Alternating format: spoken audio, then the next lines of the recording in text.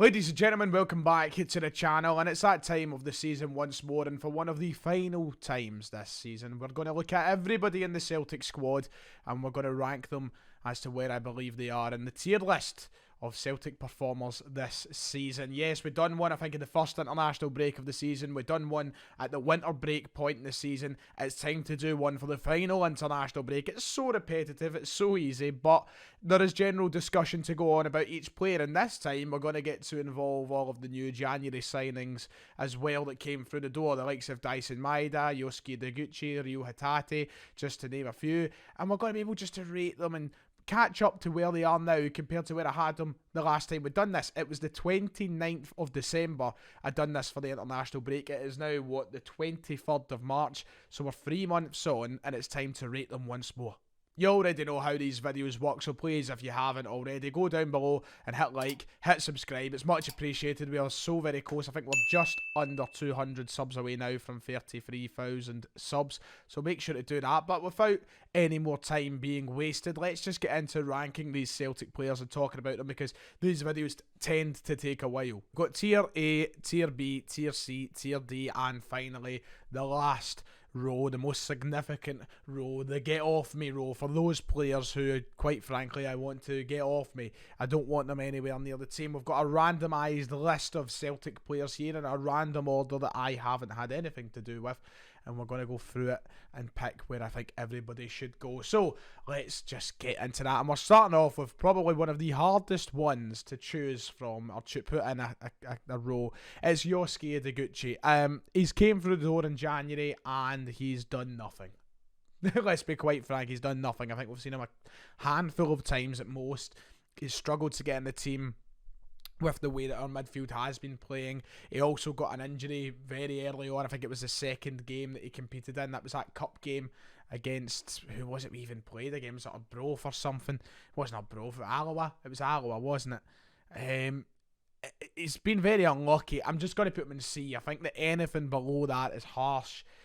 But is that the benchmark for C? We might need to revisit Yosuke Deguchi. It's not the best place to start, quite frankly. Cameron Carter-Vickers straight into A. There's no doubt about it. Cameron Carter-Vickers is an A student. He goes in there. What a season he's had. Consistency has been key for him. He's been brilliant every single week. He's up there for my shout as player of the season, and hopefully he continues playing the way he has been from now till the end, till we hopefully win that league title. But there he is. He's up in A.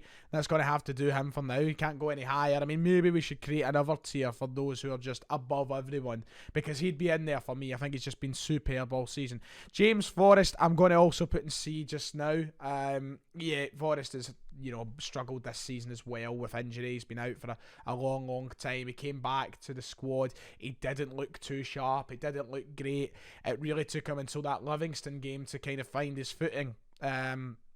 Since that game, been quiet once more. Nothing to write home about, but I don't think he's been as bad as what he was when he first came back into the team. There's probably a lot of people who'd have Forrest down here in D. And you know what, I can maybe see that argument, but once again, we'll revisit it. If I'm looking at the people in C and going, right, he deserves to be in D, then we will visit it again. But right now, I think C is fair for Forrest, considering he has been out with injury. It's not easy to come back from a lengthy injury like him and be your best straight away. So I'm trying to look at it more sympathetically, if you will. Liela Bada, he could be an A. I think there's every argument to make that he has been an A this season. His statistics just show everything. The goals and assists, the output from Liela Bad at such a young age, to come in and be able to do that is insanity. I think that he really does deserve actually to be up there in A. He's someone who maybe hasn't been as good as Vickers, which is maybe making me think B. But look, I think he's exceeded everybody's expectations. He was one of the first, I think maybe the first Ange signing, and we've seen this young Israeli boy that we didn't know anything about, and we thought could be a gamble. It's been with every single notion of gambling, because he has been absolutely fantastic. James McCarthy, D. He's been better more recently when we've had the chance to see him. When we've seen him come off the bench, he's been brought on with 10 minutes to go or whatnot. He's came on and he's done a job in the midfield. But ultimately, for someone who are probably paying a high wage, for someone with all the Premier League experience in the world, we've not seen enough of him. And also, when we have seen him, the majority of the time, he's been pretty gash. So I think D is I don't know what McCarthy's future at Celtic is, to be quite honest. I honestly forget we even have him sometimes. His dream of playing for Celtic has come true, but I don't think it's a dream. We've given him a 4-year contract. I don't see how in any world we honour that 4 years. I don't see him lasting at Celtic 4 years. And if he does, he'll be sitting on the bench for all of it. So I don't know what his impact is behind the scenes, but on the pitch, D is more than fair for James McCarthy, I would say. Right, okay, top of the C column, we're going to put Greg Taylor. I think he's got a lot better recently. I think the criticism that he gets is warranted a lot of the times. A lot of people really frustrated with Greg Taylor. I think in the last few games, he's looked a lot better. However, in the grand scheme of things, Greg Taylor has had a very frustrating season once more. He's also had a season in which at the start we've seen that he didn't play at left back. We had Juranovic playing there for a good bit. We had Ralston on the right, Juranovic on the left. Taylor was really kind of struggling for that consistency in his game. The way he's playing just now, if you were to base him off the last, say, since the winter break stopped, I'd maybe have him up in B. But I think that's very, very generous. So I'm going to put him at the top of the C column because out of the 3 guys in there just now, I think Greg Taylor has easily been the best out of them. But still a bang average player for me at this moment in time. Rio Hatate, he's one of the new boys in this list. The first time we'll rate his season, I'm going to rate him as a B right now. He's came in, he's done solid, a fantastic start right off the bat. When he came in and he had that game against Hearts, he scored the screamer. He had the game against Rangers, he scored 2 screamers. He was really, really influential in his first few games at Celtic, and we've seen what a signing this could be. I don't think he's quite done enough yet to merit him being on the level of Carter Vickers or Lee Elabada, but that's mostly due to the time he's been here. They've had significantly more time to bed themselves into the team and become a real part of this unit, whereas Hatate is still, growing, still adapting. And he's adapting really well. There's been a few games where he looked a little bit vacant, which is another reason to have him down at B. There's a few games where he looked a bit dead in his feet, probably just tired from the amount of football he's played. However, he's been solid, he's been great the last couple of games. He looks back to what he was looking like at the start, and hopefully he starts scoring more screamers again soon, because my God, the ones he scored against Rangers especially, I've never really celebrated specific goals or some goals like that before. Fantastic player, real good pickup for the money we spent on him. Jota, I mean, just get him up there. I think he's been better than Abada, but controversial. I don't think he's been better than Cameron Carter-Vickers. Number of reasons as to why. One of them being Jota was injured for a while. Carter-Vickers has played in almost every game, so more time in the field for Carter-Vickers. I think Carter-Vickers' defensive abilities are easy to forget when you see someone like Jota with how much pace and technical ability and finishing and everything, all those attacking qualities that he possesses. It's easy to just dismiss the defensive one of Vickers, but I'm going to put him just behind Carter-Vickers. I want both of them to sign permanently. At his best, he's the best player in this league, and what a season he's had. I love him. Please stay at Celtic. Please, please, please, please, please. Right, Liam Scales. It's a weird one. A really weird one. I'm going to put him in C for now. I think a lot of people might even have him down at D, but then a lot of people who are big fans of Scale might say he should go higher than some folk. Do you know what? No, he's got to go and C, because he's done more than Ideguchi, hasn't he? He's done more than Ideguchi this season. I think as well I'm going to move Forrest ahead of Ideguchi. Taylor has been.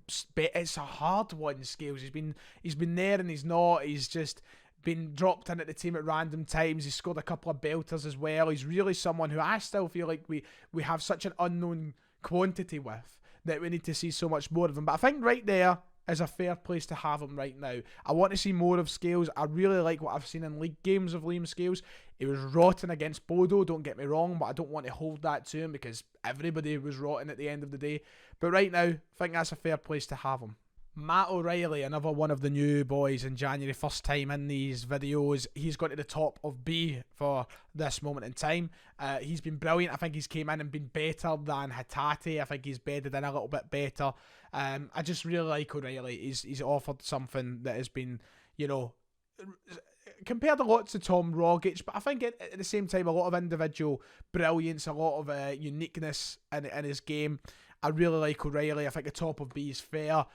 He's scored goals, he's created goals. He should have scored goal of the season at the weekend there. He was very unlucky with that opportunity against Ross County, but I think that's a fair place to put him. He's been really sort of dynamic in that midfield role. I like him a lot. And Juranovic as well, I'm going to just put above him in B. Now, I can hear some folks shouting at me right now, Juranovic is a real fan favourite. We all know at Fireball he's had some really big performances, and I love him. I absolutely adore him, but I don't think he's had as good a season as the three guys above him in this list. And I know that Hatate and O'Reilly have been here so much, so a little bit less time than the Juranovic, and might seem unfair, but top of B, I think it's fair for Juranovic. He's been dropped sort of in and out the team as well at times, with Ralston and Taylor being fullbacks in the team as well. So, and he's had a couple of games ultimately I think he's been vacant in. I'm not going to lie, there has been a couple of times I've been thinking, okay, where is Juranovic? And that's probably been down to him playing at left back an awful lot. Ultimately, I love him though, and when he's played his best, he's been one of the best fullbacks, if not the best fullback in the league. So, I think that right there is a fair place for him. And once more, someone coming in to top him in column B or row B is Georgios Giacomakis. By the end of the season, his goals and the importance of his goals could have him up here in A. But right now in B, he started off a little bit slower. He had a lot of critics, a lot of people on his back, and a lot of people questioning if he was the right sort of player for Celtic. But I've spoke so much about him. Go and watch my video yesterday if you want to hear all my opinions. I'm not going to repeat them. Right now, I'm putting him at the top of B. Once again, a player that I feel like it's just unfair to rate. We've only seen him once this season, but I'm going to rate him anyway. I'm going to put him in D. Christopher Jullien. We're not going to see him again this season. And honestly, I have now accepted, and I think I've personally got to the point where I don't expect to see Jullien play for Celtic much more ever again. After this season, he has 1 year left on his contract. I don't think we're going to see him play for Celtic an awful lot. We've had some great times with him. I adore him. I love him, and so does so many folk. But I just think that's it for Christopher Jullien. I think it'll take a little bit of a miracle for him to return to regular first team action. I think very dependent on what happens with Cameron Carter-Vickers per se. That might change things come the summer. But he came on the park against Rafe. He didn't look great. I didn't expect him to. He's off the back of a massive injury. I'm going to get so many Jullien lovers hating me in the comments for this. It's nothing against Jullien himself. I love Jullien as much as the next guy, and I wish that things could just be perfect for him to come back in this team. But the realist inside me, the person that's just looking at it with facts, thinks that his time at Celtic could be coming to a close. Got to put him in D for now.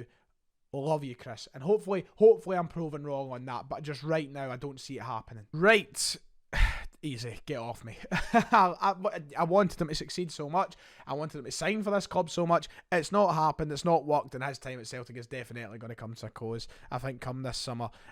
Get off me is very easy. David Turnbull, I'm not going to let recency bias blind anything. I'm going to put him in B, and I'm going to put him above O'Reilly and Hatate, but not... I think they're all three sort of equal right now. It's so easy for us to get caught up in what's happened recently in recent games. Let's not forget that before David Turnbull's injury, he was having a very decent season. He had a really good return for goals and assists. He was looking solid, and when he got injured before we made these signings, it was a little bit of concern. Let's not just dismiss that because we've been playing so well recently. Looking forward to having him back as an option. It strengthens our squad. It strengthens our depth. And I think, honestly, that a lot of people will be quick to go, it wasn't doing that great. And I think there was a point where I thought like that as well. Like, I'll be honest, I think I've said that in the channel. But over the stretch of, the time Ange came in to the injury, I think nothing suggests that he should be any further below these guys beside him here. How do you even begin to rate Scott Bain? Like, where does Bain go? Like, here? I mean, what's it? I'm not a Bainiac, right? But I mean, what do you actually say about him? I'm just going to put him in there and leave it for now. Right, Kyogo Furuhashi is one that obviously should be up here, I think, for a lot of people, up in A. We've not seen him for a long time. We've actually not seen him since the turn of the new year. He's been on the sidelines. We shouldn't have played him against St Johnstone, that Boxing Day game. We did. And we've paid the price. We've not seen them. We've had to rely on the likes of Giacomakis and Maida stepping up, and they have stepped up. It kind of makes me want to move them down to the top of B. And I think I'm going to do that. And that is going to be very, very controversial to a lot of people. because his impact in this team at the start of the season was huge, but he's been out for so long, and even like in that time he was injured as well. Remember, we missed him just before, I believe, Leverkusen, was it? He was injured just before then. I think to say that he's had as good a season as especially these two guys here, Carmen and Carter-Vickers and Jota, would be a bit offensive considering they've played so much more football. He's been brilliant. I think when he's back, hopefully he's back up in 80. But then he single-handedly won us the League Cup, man. It's a difficult one for wee Kyogo, isn't it? Like, it's been that long since we've seen him. It's like, if I'm basing him just off what he's played, he's probably up here. You know what I mean? He's probably at the top of A, but just because I'm comparing him to other people's seasons, I'm going to leave him at the top of B for now. Come the end of the season, I am honestly going to say it right now, I think he'll be back at the top of A. Or back near the top of A anyway. Stephen Welsh is awful like Scott Bain. Like, I don't really know what to say about his season. However, I think he's been, useful when we've needed him. He's stepped up on some occasions as well. I'm not the biggest Stephen Welsh fan in the world. I'm not going to lie about that. You all know that. But, I would feel harsh if I said he's had a poor season. I'm going to put him in the middle of C just now. Because, you know what? He has stepped up when he's needed to. And he's not done anything, too wrong. I mean, there's been a couple of occasions he's been poor, but in the grand scheme of things, there's probably decent. I think he's had a better season than Forrest and Iraguchi. I think if to say he's had a worse season than them would be unfair. Captain Callum McGregor, straight up into A, and I'm going to put him in third place behind Cameron Carter-Vickers and Jota. I think that's fair for Callum McGregor, Captain Cal. Just tremendous, consistent leader. I don't need to sit and rave here about Callum McGregor because I do it every week. And we all know how good he is and how good he's been, even with that mask on. What a player, what a captain. He's fitting into that role like a glove, and I'm happy to have him up the top there. Near Beaton, I'm going to put him at the top of C. I like the big guy. This season he's been good. He's stood up on a couple of occasions and he's gave us what he's needed, but at the same time he's also had a couple of occasions over the season where he has let us down in different senses. Think back to Michelin, you think back to other games as well. Was the other one? I can't remember, it's slipped my head. He has been a bit of a liability at times, but he's also been good, and that's just near Beaton. You don't know what you're going to get. He could be good, he could be bad, sometimes maybe good, sometimes maybe shit. That's ultimately how it goes with Near Beaton. I'm going to put him at the top of C. I think that's fair for him. I don't think he's been as good as the guys in the column above him or the row above him. I think he's been better than the guys who are all below him at this point. So top of C, I think it's pretty fair for Near Beaton, if I can speak. Joe Hart, let's get him up there into A. Brilliant for Big Joe. But let's not. I know he's had a couple of dodgy passes and whatnot. It happens with goalkeepers who are expected to see so much of the ball. But overall, why should it not be an A? And I'm not saying that because he's my favourite player and I'm being biased. He's played basically every single game. It's been very, very rare that he's not played, and his record shows a lot. So Joe Hart's an A for me. Simple as that. Decent. Mikey Johnson. D. Just, let's be real. It's D. Like, what has he done to merit anything higher than that? I want him to be higher than that, but he's not higher than that. It's as simple as that. Sorrow once again as well. I'm actually going to put him there. I'm actually going to put him there. I'm going to put not below Julian. That would be harsh. I'm going to put Sorrow there. Once again, not done anything this season. Don't think he's got an awful long time left at Celtic, and it's pretty self-explanatory why he is down there. Bolingoli as well. I'm going to put him I'm actually going to put him above James McCarthy. No, do you know what? I'm not going to be that harsh. Put Bolingoli in there as well. He actually got loaned out, remember? He was away to Russia, but apparently he's being sent back because of visa issues. Lucky for him being sent back from Russia. But he's in D as well. What else is there to say about Bolingoli? He's been a cameo of a player this season. Dyson Maida, one who has really split opinions between a lot of folks. Got a lot of critics, got a lot of fans. I'm going to put him at the bottom of B right now, but he's getting better and better and better. And if I was to make this video in, say, 3 weeks' time, I think he could be much higher up this list. But right now, I'm going to put him there. I don't think he's been as universally loved as Hatate and O'Reilly since coming in, but he's certainly been good enough. He's certainly getting better, and I like him a lot. As you all know, I've been defending him since the minute we signed him, so I'm going to put him in there. Tom Rogic. This is a difficult one. Tom Rogic is a really difficult one. Like, he's somewhere in here, but where? Like, I think maybe there for Tom Rogic. I think that's fair. And do you know what speaks volumes here for me? The fact that these 4 guys are beside each other. Tom Rogic, David Turnbull, Matt O'Reilly and Rio Hatate. They're all beside each other for me. And do you know why? Because I think all of them have been equally as good in their specific roles in that centre midfield area. I don't think any of them have been miles better than the other. I think there's been games where we've seen that, absolutely. There's been games where O'Reilly's been far the best. There's been games where Rogic has been far the best. But overall, in the course of what they've done this season, I think that they've all been very much equal in how good they've been and how bad they've been if they've been bad at times. So I think that speaks a lot that those 4 are beside each other, and I stand by that. I think that's very fair. I know 2 of them have only been here 3 months, but I think it just, they work so well together that none of them really shine above the other for me. They shine, but together as a unit sort of thing. Barkas, I mean, he's played 1 game. I still want to put him higher than, you know my love for Barkas. I really do like Barkas up there.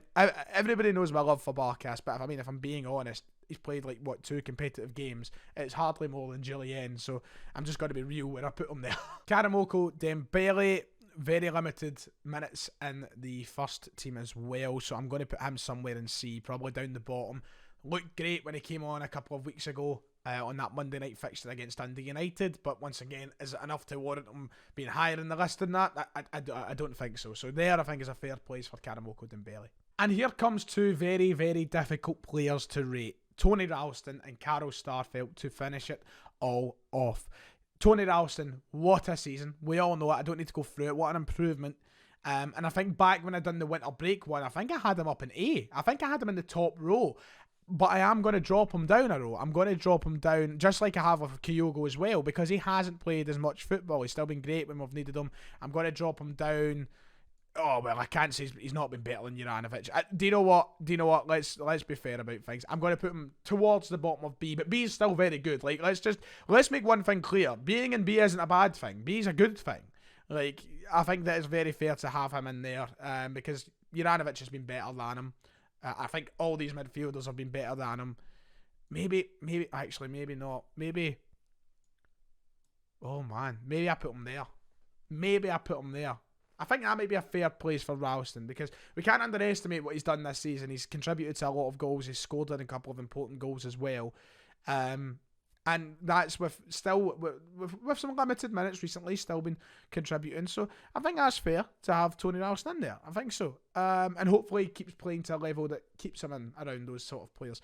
And finally, Carl Starfelt, who I think has been absolutely extraordinary over the course of the season at times.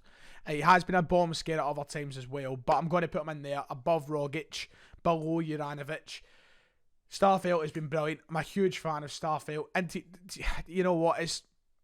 I would probably rate him higher if I knew I wouldn't get crucified for it, but there you go. That's how I'm going to end it. That is my list. I've spoke for so long, I've got to edit this before work, so I'm just going to end the video like this. There you go. There's my list for right now. How will this change come the end of the season? I don't know. Maybe more players will be up in A. Maybe there's a couple of changes I wanted to maybe make, but I'm happy with that. I'm happy with that list. I actually might move Bolly down here and Sorrow down here. I think that's probably fair. There we go. That's my list. Right, cheerio. Goodbye.